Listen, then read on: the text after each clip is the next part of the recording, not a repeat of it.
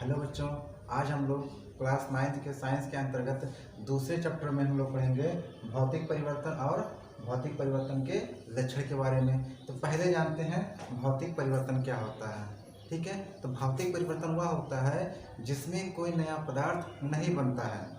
ऐसा परिवर्तन जिसमें किसी नए पदार्थ का निर्माण नहीं होता है वही कहलाता है भौतिक परिवर्तन।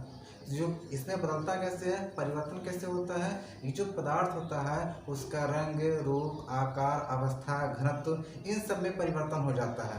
तो इस प्रकार के परिवर्तन को हम लोग बोलते हैं भौतिक परिवर्तन। यहाँ इसका परिभाषा देख लेते हैं।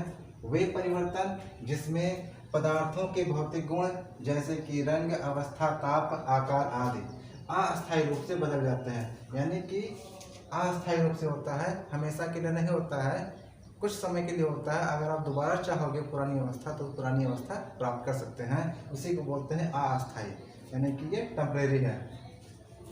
परंतु उनके भार तथा संगठन में कोई परिवर्तन नहीं होता है और ना ही कोई नया पदार्थ बनता है, भौतिक परिवर्तन कहलाता है। ठीक है, अब बात करते हैं एग्जाम्पल के बारे में। तो जल का भाप बनना, दूसरा है मोम का पिघलना, ये होता है भौतिक परिवर्तन। यहाँ बात करते हैं जल का भाप बनना। अगर हम जल को गर्म करते हैं तो यह भाप में बदल जाता है, और अगर हम भाप को ठंडा कर देते हैं तो पुनः जल प्राप्त हो जाता है। तो यहाँ पर हम लोग देखेंगे जल से जो भाप बना इसमें कोई नया पदार्थ नहीं बना। ठीक है, बस इतना हुआ कि जल के अणु जो पास पास थे वो दूर दूर हो गए, फ्री हो गए, ये ऊपर की तरफ उड़ गए और भाप में बदल गए। अगर हम इसी भाप को ठंडा कर देते हैं तो फिर से जल प्राप्त हो जाता है। तो यहाँ पर एक अवस्था, एक पदार्थ से दूसरा पदार्थ नहीं बन रहा है, जबकि सेम ही चीज बन रहा है, तो ये होता है भौतिक परिवर्तन। इसमें किसी नए पदार्थ का निर्माण नहीं होता है। मोम का पिघलना, अगर मोम है उसको हम पिघला रहे हैं और जैसे उसको ठंडा करेंगे फिर से वो जमकर मोम ही बन जाएगा। तो यहाँ भी कोई नया पदार्थ नहीं बन रहा है, तो ये कहलाएगा भौतिक परिवर्तन। अब बात करते हैं इसके लक्षण के बारे में। ठीक है, इसमें पहला लक्षण दिया हुआ है, इसमें कोई नया पदार्थ नहीं बनता है, ये इसका पहला लक्षण हो गया, यानी इसका पहला गुण हो गया। भौतिक परिवर्तन में कोई भी नया पदार्थ नहीं बनता है। दूसरा है, इसमें मूल पदार्थ के विशिष्ट गुणों में परिवर्तन नहीं होता है, यानी कि जो मेन पदार्थ होता है, इससे जो दूसरा पदार्थ हम बना रहे हैं तो दूसरा पदार्थ बनने पर भी इसका जो विशिष्ट गुण होता है इसमें कोई परिवर्तन नहीं होता है। अगर आप जल को देखोगे या भाप को देखोगे तो उसमें पानी का ही गुण मिलेगा, कोई नया गुण नहीं मिलेगा। ऐसे मोम को अगर पिघलाने से पहले देखोगे या पिघलाने के बाद देखोगे उसमें मोम का ही गुण मिलेगा।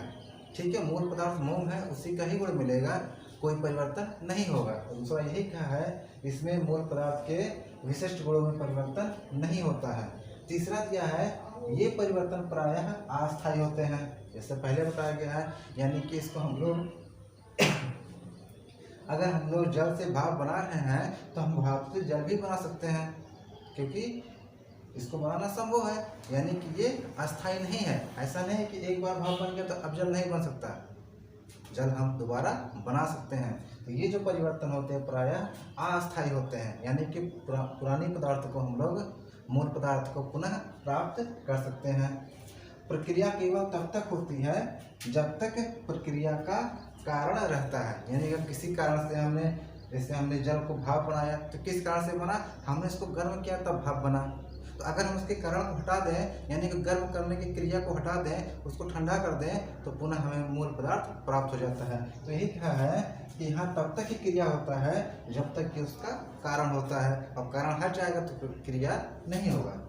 अगला है, इस प्रकार के परिवर्तन प्रायः प्रकाश, ऊष्मा, विद्युत आदि के कारण होता है।